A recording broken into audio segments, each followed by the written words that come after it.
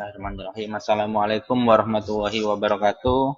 Anak-anak kelas 11 IPS 1, 2, dan 3. Selamat pagi dan salam sejarah.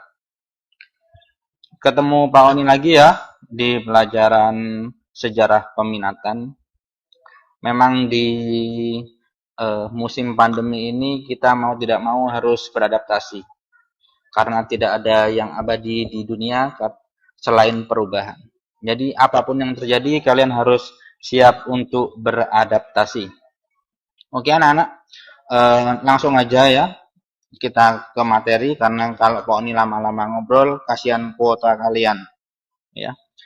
Oke, bab 1 di kelas 11 IPS itu mengenai kerajaan-kerajaan besar, terutama maritim Indonesia pada masa Hindu-Buddha.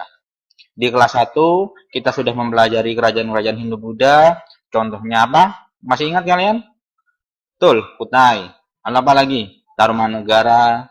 Itu ya. Itu adalah kerajaan-kerajaan awal di masa Hindu-Buddha.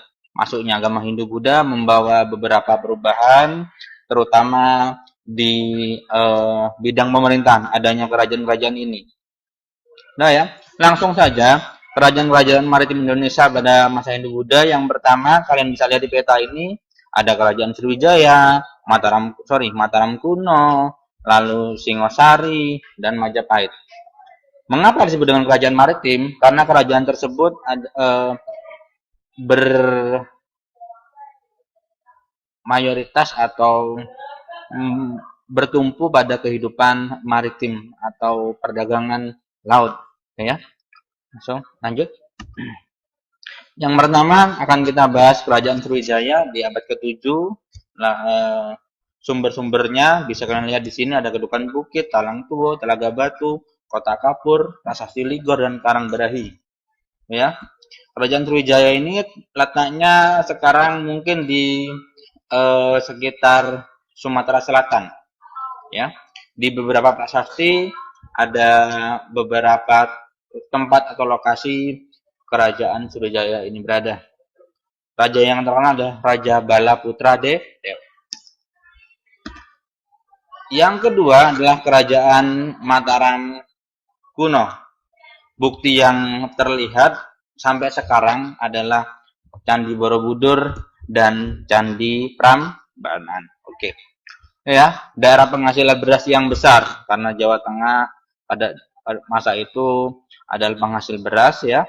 Dinasti Sanjaya yang menganut kepercayaan Hindu membangun Candi Prambanan, dan dinasti Sailendra yang menganut kepercayaan Buddha membangun Candi Borobudur. Sudah pernah ke sana belum? Pasti sudah ya. Oke. Memiliki perdagangan laut yang kuat dan memiliki pelabuhan yang luas. Makanya disebut sebagai kerajaan maritim. Ya. Itu beberapa contoh peninggalannya. Sebelah kiri layar kalian adalah Borobudur dan sebelah kanan adalah Candi Prambanan. Sebelah tengah kamu harus cari itu candi apa. Ya. Sekira abad 10 dari satu abad 100 tahun, tahun 1000 itu ya, terjadi bencana gunung meletus di Mataram kuno. Dampaknya apa? Empu Sendok memindahkan pusat kerajaan Mataram kuno dari Jawa Tengah ke Jawa Timur karena adanya bencana alam tersebut, dan membentuk dinasti Isyana dan mendirikan kerajaan Medang Kamulan. Ya, itu gambar gunung berapi.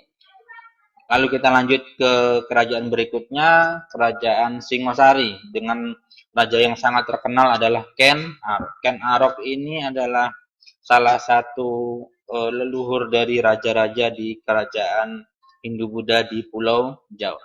Berpusat di Malang, Jawa Timur, memiliki raja yang amat terkenal yaitu Kertanegara dan berhasil meluaskan wilayah hingga ke luar Pulau Jawa dan menghidupkan perekonomian maritim yang sangat baik. Salah satu usahanya yakni dengan melakukan ekspedisi Pamalayu.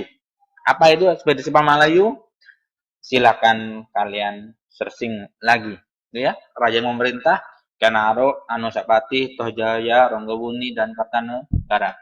Ada beberapa kisah mengenai naiknya Ken Arok ke tampuk pemerintahan, pasti kalian tahu itu sebagai bahan tambahan untuk belajar sejarah ya.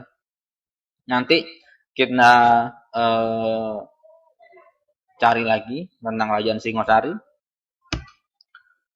Dan kerajaan yang sangat terkenal adalah Kerajaan Mojopahit. Didirikan oleh siapa? Raden Wijaya ya. Mendirikan kerajaan yang sangat besar hingga menguasai hampir seluruh pelabuhan pantai utara.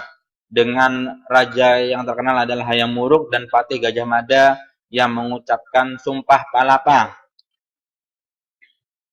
Ini ya, Sumpah Palapa ini digunakan Gajah Mada untuk mempersatukan wilayah-wilayah di Nusantara. Bisa kalian baca di beberapa literatur tentang Kerajaan Mojopahit. Itu Gajah Mada, patung Gajah Mada. Dan anak untuk berikutnya yaitu Pak Oni akan memberikan tugasan pada kalian ya. Di peta ini kamu cari beberapa peninggalan atau prasasti-prasasti dari Kerajaan Sriwijaya, Mataram Kuno, Singosari dan Majapahit. Ya, yang pertama. Yang kedua, ya, kamu cari raja-raja yang memerintah di keempat kerajaan ini. Ya. Ya. Cukup itu saja dulu anak-anak. Nanti di minggu berikutnya Pak Oni akan memberikan tugas lewat WA Group. Terima kasih, tetap semangat belajar sejarah. Semoga pandemi ini segera berakhir dan kita bisa segera bertatap muka karena tidak akan pernah bisa menggantikan rasa ketika kita berjumpa. Terima kasih. Assalamualaikum warahmatullahi wabarakatuh.